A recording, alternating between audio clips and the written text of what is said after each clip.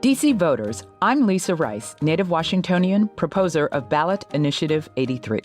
Let's make politicians work harder with 2 changes to our system.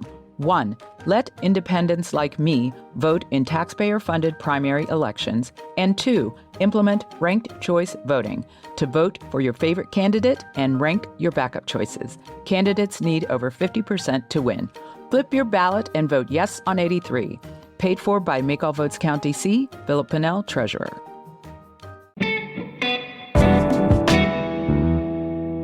Today on CityCast DC, we are talking about the new arena plans for downtown, the controversy over a Marion Barry-themed snack, and another DC museum. I'm here with the Washington Post's Michael Bryce Sadler and my CityCast colleague Priyanka Tilve.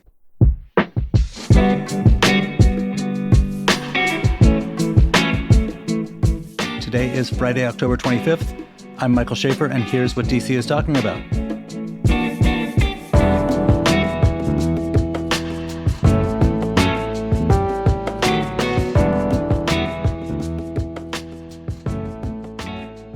Hey, Priyanka.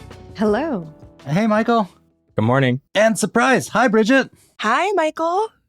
Hey, listen, I know you've been off this week dealing with family stuff, but I'm sure you have been listening, and therefore you've probably heard a thing or two about it being our fall campaign and our membership program. So today is the last day of that campaign. I've been so heartened by the show of support from so many of you. And Bridget, thank you for joining in. Thanks for having me back here. You know, I've missed being with you all every day. And oh, we missed you too. It's honestly like I genuinely do miss it. I'm not just saying that. I can't wait to get back. And it's funny because, you know, we've got this election coming up.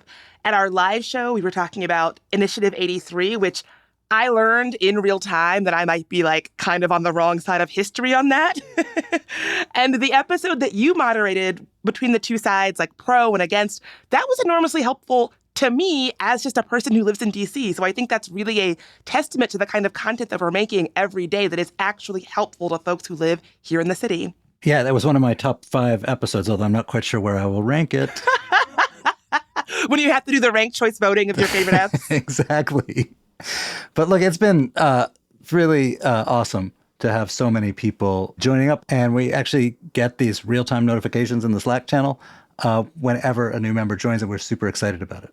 It's true. We love our members so much. And, you know, we're doing our membership drive right now. And I keep hearing from other hosts in other cities about how they got X number of members or Y number of members. Listen, Madison is great. Las Vegas is great. Philly is great. But it's no DC, right? Our listeners, our members are the best. Right. And we want 20 of them, please. We would like to get 20 new ones today on the last day of our fall campaign. Don't let us down, DC. Yeah, you know, I mean, for me, doing CityCast, one of the coolest things is, like, I've spent my career as a print journalist, as an editor. I'm a columnist at Politico. That world is, the world of print journalism is an often mean world. One of the nice things about CityCast is there's a kind of intimacy, and this is just in the world of podcasts, there's an intimacy with listeners. So I'll get people like, you know, last year at Halloween, you know, someone like in a costume, like heard me giving out candy and was like, hey, do you have a podcast? And we'll get people like really sort of feeling intimate and close with CityCast. And it's not because we're always like sweetness and light. You know, we write about difficult, or we talk about difficult things in the city, as well as the best place to get pizza. But there is a closeness with listeners that I have personally really enjoyed and hadn't really experienced before. And I got to think listeners think that too, or else they wouldn't be here. That closeness, that intimacy that you described is exactly why I became a podcaster. This is like the thing that sustains me, is getting to feel like you actually are connecting with people in the city and not just sort of talking at them. You know, it feels like an actual genuine dialogue between us and people who listen. And if you feel and appreciate that intimacy as much as I do, that is a great reason to become a member. So anyone who becomes a member gets all kinds of great perks. We do giveaways. Tipsy Scoop is giving away 2 free tickets to this very cool event. It's an ice cream cocktail mixology class. So you'll be learning how to make 2 ice cream cocktails using Tipsy Scoop liquor-infused ice cream, local spirits, and fun candy garnishes. Sounds like a great time. All you got to do is sign up right now to get more information about the giveaway on Monday. Even if you're not into ice cream cocktails, remember, anyone who signs up can get access to our podcast ad-free.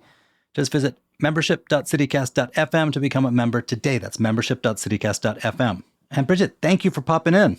Thanks so much for holding it down and having me, Mike. It has been a pleasure. All right, well, back to our news roundup for this week, starting with the newly announced renovation of Capital One Arena. Michael, were you actually there on Monday when they announced the plans? I was there. So, this feels sort of like the bookend, right, of conversations we've had about the team leaving and then the team coming back and then, what are they going to do for them? And before we get into like people arguing about whether this is a good use of taxpayer money or not, like you were there, was it cool? Like, is it going to be fun for the kids? Well, I mean, everything that Ted Leonsis and the city are talking about as far as what's to come downtown and what they have planned as part of this deal for DC to purchase the arena, which comes as part of the city's larger $515 million contribution to help with Capital One's renovations. It does sound exciting, and it's supposed to happen really, really fast. It would be by the 27-28 season, you'd see some really dramatic makeover of the arena, both exterior and interior, and then an expansion into the rest of Gallery Place. So it should be exciting. We'll see. And my understanding is, like, on the blueprints, at least, the idea is that this will change the experience of the neighborhood, not just for people going to games or concerts, but there's going to be, other entertainment kind of stuff built in as part of this. And some of that is still being figured out. I mean, the mayor's dream here was to build they're calling an entertainment district around the Capital One Arena.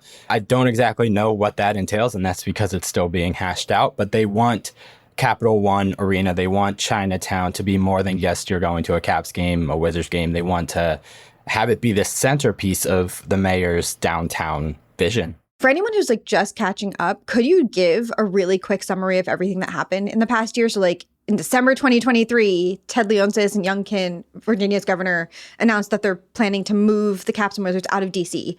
What happened?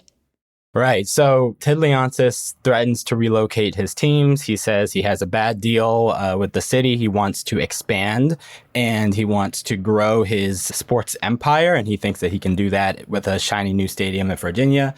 That plan starts to fall through. And then suddenly Ted and the mayor are rekindling their relationship after it seemingly had soured in December. And then around March or April, we learned that, in fact, the city has found a new deal to keep the teams in DC, and all of the things we were worried about for months are actually not going to happen. So now it's a matter of what does that deal look like moving forward as far as Ted's relationship with DC and Capital One's relationship with DC.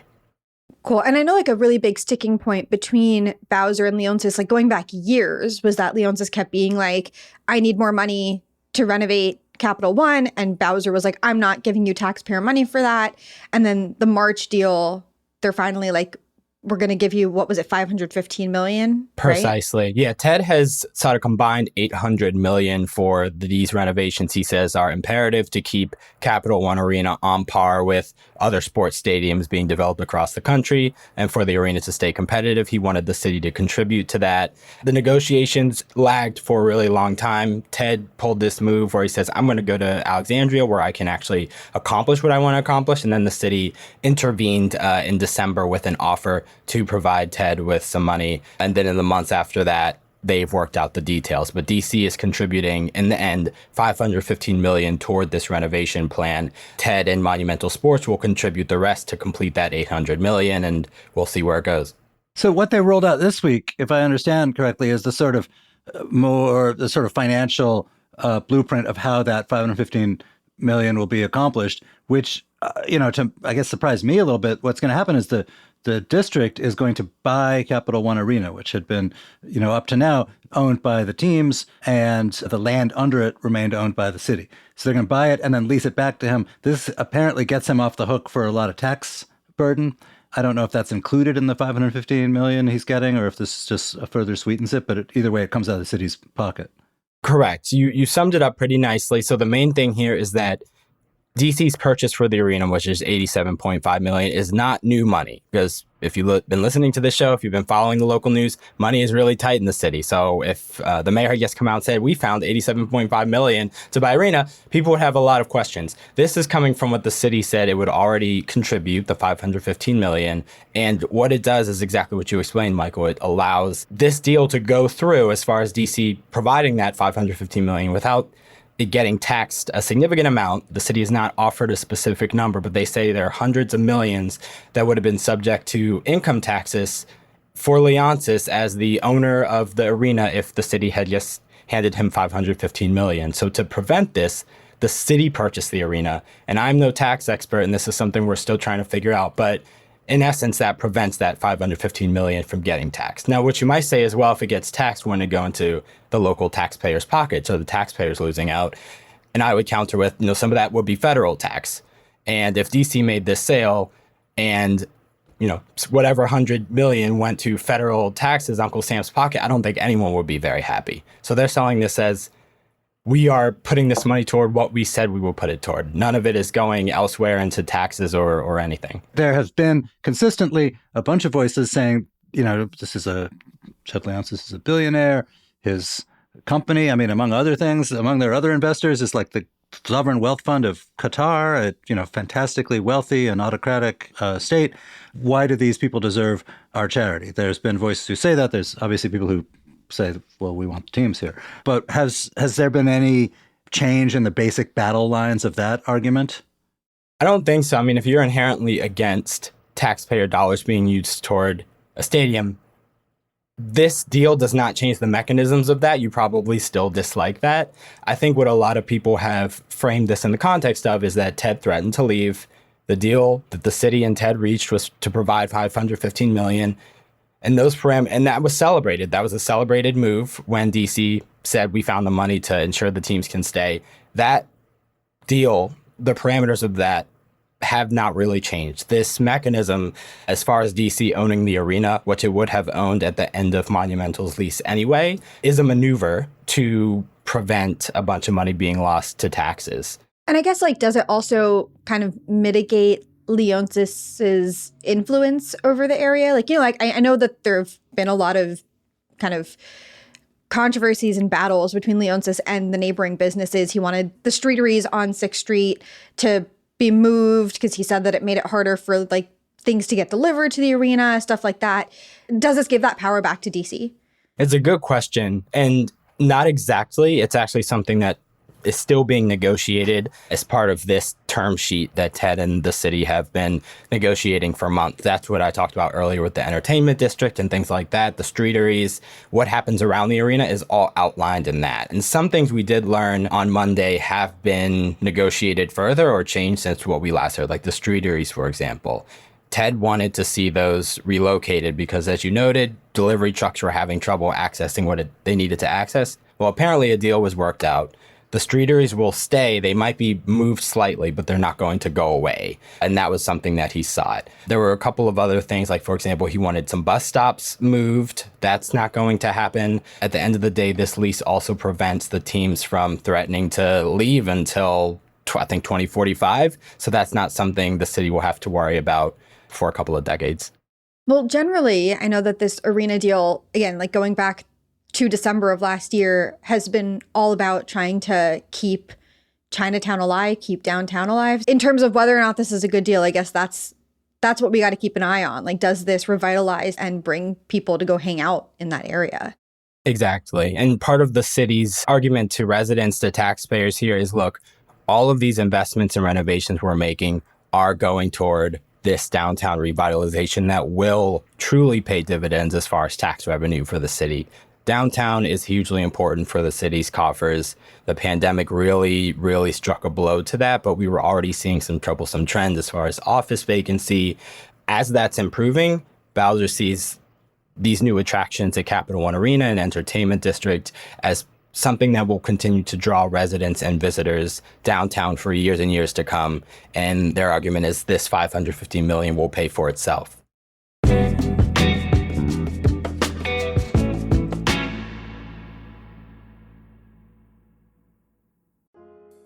Let's be real, lawsuits are not fun. But with Christopher Nace and the trial lawyers at Paulson and Nace, at least they're a little easier. Paulson and Nace is a DC law firm in every sense of the word. It was founded here in 1979. Partner Chris Nace is a local who cares deeply about the DC community, even serving on the board of the local branch of the Living Classrooms Foundation in his free time. Nace and his associates, Samantha Peters, John Reese, and Maya Perry, handle medical malpractice, wrongful death, and other complex injury cases. And they don't just settle every case. They'll go to court. They'll fight for you. Paulson & Nace has even been recognized as one of Best Lawyers' best law firms. So if you have been hurt or lost a loved one because of someone else's mistake or negligence, call Paulson & Nace for a no-obligation consultation. Visit www.paulsonandnace.com or call 202-463-1999. Say goodbye to rent. Kite House, one of DC's best-selling condominiums, has an exciting new announcement. You can now own with no money down, thanks to a grant program to assist qualified buyers purchasing at Kite House. In addition to no money down, Kite House is offering interest rates buy-downs and new pricing. Kite House is part of the Parks at Walter Reed. It's a super walkable neighborhood with a Whole Foods, nail salon, and charmery, plus year-round festivals, markets, and exercise classes. One-bedroom pricing starts in the high 300,000s. 2 bedrooms and 2 bedrooms plus den are also available. There's an open house every Saturday and Sunday from 1 to 4. Visit www.kitehousedc.com/incentives for more information or to schedule your tour.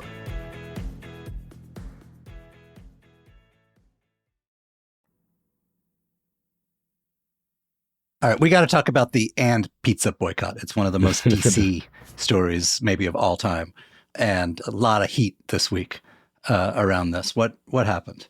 Yeah, I mean, this was possibly one of the most effective protests I feel like I've seen. God help us. What? I said, God help us. So to catch you up, at the start of the week on Monday, And Pizza announced that they are going to be unveiling this new dessert on their menu called the Marion Berry Knots. That's Marion Berry with an E, Berry. It's a common berry that we see in DC. Obviously, it resembles the name of our former mayor, Marion Barry. The new dessert and the way that they rolled out the marketing was very drug related. These are pizza knots that are filled with Marion berries and covered with icing and powdered sugar. And they kind of made the powdered sugar like a reference to cocaine. Promotional images showed the powdered sugar like cocaine wrapped in little baggies and piled on a mirror with a sign that said, quote, "Our classic knots got a bump," quote, "These knots will blow you away," obviously making very thinly veiled or not veiled at all references to drug use, again, connected to former Mayor Marion Barry, who was arrested for cocaine use and possession while in office. All of this promo very quickly led to backlash. By Wednesday morning, there was a call to boycott And Pizza on Friday. A lot of people had spoken out and called it racist. A bunch of Black-led organizations, including Harriet's Wildest Dreams and Don't Mute DC, held a press conference on Wednesday morning. And then by Wednesday evening, And Pizza had gotten the dessert off their menu, had apologized, and removed all of the marketing from their social media. So again, very quick turnaround, 72 hours from the day that they announced this dessert to the day that they took it off the menu. What did you guys think watching all of this unfold? I agree with you, Priyanka. I mean, this was a pretty remarkable backlash cycle, but I would say the situation itself, really showed, I think, the disconnect some people have when they think about DC, right, and the people who live here. I saw some reactions to it, and usually these are folks who maybe were not from the area, or yes, that's hilarious because we know who Marion Barry is. And for us outside of DC, Marion Barry is that guy who, smoked crack and got in trouble. For people who live inside the city, the reaction to Marion Barry is a lot more complicated. Many people, especially those who grew up with him as mayor or got to know him or knew of him and what he did for the city, appreciate his contributions as far as helping boost the Black middle class, providing jobs for hundreds and thousands of residents, and being someone who helped bring DC into this era of, having more municipal control. For all of his faults, they see him as someone who tried his best and is a local legend in a lot of people's minds. So to dishonor him in that way is deeply offensive. And that, I guess, seemingly wasn't thought of when this ad campaign was rolled out. I got to say, this made me want to pull my hair out. Which part? I mean, every piece of it, right? Addiction is a really sad thing. I don't think it's funny. And I think there was sort of a fratty kind of vibe to the whole come on. And that seems gross to me. But, I mean, look, I'm a native Washingtonian. I was in the high school when Barry was arrested. Lots and lots of people without money, without power were being locked up for the same thing he was running around town doing. This is not cool. And the idea that he has now become this sort of avatar of native Washingtoniana that like must not be spoken of by the newcomers seems ridiculous. He was a protean figure, incredibly talented politician, but also like a rogue and a jerk and a person who administered the city government in ways that were really bad for the most vulnerable people in town. He had, during his lifetime, incredibly sharp critics as well as great supporters. But this idea that it's now, 10 years after his death, that he's like Gandhi or something, like you can't be disrespectful to him, you can't dishonor him. That seems completely out of line with what I remember as a Washingtonian during his lifetime. Well, I think what's so critical about what you said, though, is all of the nuance involved. And I think what was the problem with this dessert is that it reduces Marion Barry simply to like a joke. Well, I mean, it's a pizza dessert. Like, that's not, I don't think you go in there looking for nuance. Right. But it's a very harsh joke. And I think it was just distasteful. Agree. I would say, Michael, you can dishonor him, and I think people do, and I think this is the result. When you do that, people get upset. So you have to take that. If you decide you're going to make that joke, you're going to go for the edgy play that Mike Burns of And Pizza decided to play. And you got to kind of deal with what comes of that. Yes. There's probably a way you execute this that maybe doesn't offend so many people. And I think Mr. Burns' initial reaction to double down and maybe not acknowledge that this rubs some people the wrong way is a choice. It's a choice. And the consumers are ultimately the ones who get to say whether they think your joke is funny or not. This is true. And when your business is probably a small margin business that depends on selling pizza to large numbers of people, you probably don't want to offend even 10% of those people. Right. But I get the other thing I thought was like, my goodness, like we're in the middle of at a moment in our national history where there's talk of like turning soldiers on American citizens at home, of rounding people up and so on. I guess I would think in the activist community, there's probably higher targets for sharp public protest than a pizza chain. Yeah, I suppose. Maybe it's like kind of the feeling that this is a place where you can have a win, where a lot of those national issues feel hopeless. Yeah, I would agree with that assessment. Look how quickly it worked. Like so quick. It was remarkable. And I think, sometimes you have to take the small victories. I think we can walk and chew gum. I didn't have an issue with people protesting this. I understood the reactions on all ends, but ultimately, I think it's a win for DC, especially the sector of DC that maybe views themselves as being disrespected often by national narratives, whether that's how they talk about a former mayor with a mixed legacy or whether that's the lack of representation in our national election. I think this is just, in a lot of ways, speaks to the story of DC, this whole little incident. I think you're right, Michael. I guess the one piece of it that just sort of sticks in my craw is this sort of like this sense that like, quote unquote, native Washingtonians, that we are so fragile, that we are so kicked around, that we, that an insult against somebody who was in his lifetime a highly divisive, loved some places but really not loved other places figure is going to be this sort of like devastating assault on a larger community. And I feel like in on the roster of current and pending assaults even on the like specific local DC community, this seems pretty low. Although, as you mentioned, it's probably an easier target than the people who would be doing away with abortion rights or voting rights or whatever.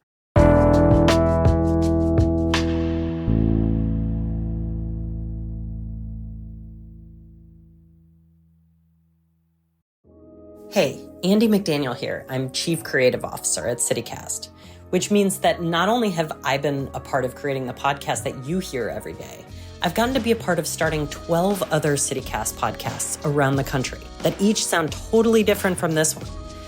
Now, it would make more business sense to make one podcast that we just published everywhere, but that is not what CityCast is about. CityCast is a national network of local podcasts. The team that you hear every day lives here, loves this city, and works so hard to reflect the issues that matter most to your future.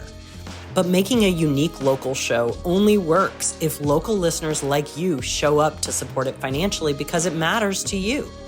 That's why I'm asking you to become a member of your local CityCast. When you go to membership.citycast.fm and go through the super fast and easy few steps to become a member, it helps guarantee that we can make this show for as long as you need it. It's a relatively small act, but it has a huge impact on this show's future. Become a member of your local CityCast at membership.citycast.fm. That's membership.citycast.fm. facelift.fm. And thank you. This episode is brought to you by LifeLock. With Cybersecurity Awareness Month winding down, LifeLock wants to remind you to update your software. These updates will patch up security issues that identity thieves can exploit to gain access to your personal info. For comprehensive identity theft protection, there's LifeLock. LifeLock alerts you to more uses of your personal info and fixes issues that arise. Protect your identity today with a 30-day free trial at lifelock.com/podcast. All right, so there is another new museum opening in DC. It's actually at the site of an old museum, National Geographic Society, which you may have heard of. They make that magazine. And they've always had a facility you can visit on 17th Street. It's going to become the NatGeo Museum of Exploration, opening in a couple of years, 100,000 square feet. It's going to have a theater, quote unquote, nighttime outdoor experience with projected videos. I was sort of interested in this because, well, one, a lot of the description seemed like, oh, they're going to use it for lucrative private events after hours, and that's a good profit center. I also, I thought, we've had this sort of trend of these, private museums offering like a specific, like the Spy Museum or the Bible Museum, these offering a specific experience. People, even though there's all these free Smithsonian museums, people are quite willing to pay for it. So there's some give there. It's weird with exploration because that has, in our sort of current cultural politics, that's become such a loaded theme. And I'm sure it will be very pedagogically up to date when it opens. But with, in the sort of nature of, the conversations around land acknowledgements and colonialism and stuff, it's going to be interesting to see how they thread that needle. Oh, that's a really interesting point. I hadn't even thought about that. Everything is political. Well, right. And, when you think of National Geographic, and this organization has evolved way beyond this, but, I still think of like some 19th century dude with a pith helmet going out and like surveying the natives. You know what I mean? And that's not a great look in the Washington of 2024. I haven't been there, but like the building has always seemed really beautiful from the outside, and I've like walked past and seen events happening in their courtyard, mini film festivals, things like that. So I'm excited for the expanded version to kind of invite more people in to check out the space. And I hope that they can navigate these political landmines that you're referencing. The thing about DC, though, living here, certainly growing up here, kind of spoils you for museums where you're like, what, you want me to pay? Like, what am I made of money? And, you go to most other cities on Earth, and yes, they want you to pay for museums, quite a lot in some cases. I always admire these sort of private museums in DC that they are, not only able to survive, but able to compete with competition that is free. Agree. Hopefully they can be successful. I mean, I love the Spy Museum and the Newseum. And, the paid ones, I think they can offer something a little bit different than the free ones. And it's good we have the option to choose here in DC. You can pick your own adventure, even a NatGeo adventure, whether that's paid or not. And I think, the other thing is, where that is, where the NatGeo is on, it's on 17th, north of K, sort of, you can walk over from DuPont, but really it's in the sort of most office-y part of downtown. This is the part of the city that's just, post-COVID in trouble, but just in general, these parts of all cities are in trouble because the nature of office work has changed. So anything that gets, different uses in a neighborhood or increases other uses of a neighborhood seems like a pretty smart idea. Yeah, and the mayor's ears are ringing, bringing us back to the arenas, just looking at different ways to draw people in. So we'll see if this works. All right, well, listen, you guys, thank you for being here. Michael, good to see you again. Likewise. Thanks for having me on, guys. Awesome to see you, Priyanka. Of course. Thanks. All right. And we are in the final stretch of our fall campaign. Today is the last day. Become a CityCast DC member and get good feelings and great perks. Go to membership.citycast.fm right now to join. If you're already a member, thank you. We couldn't do this work without you.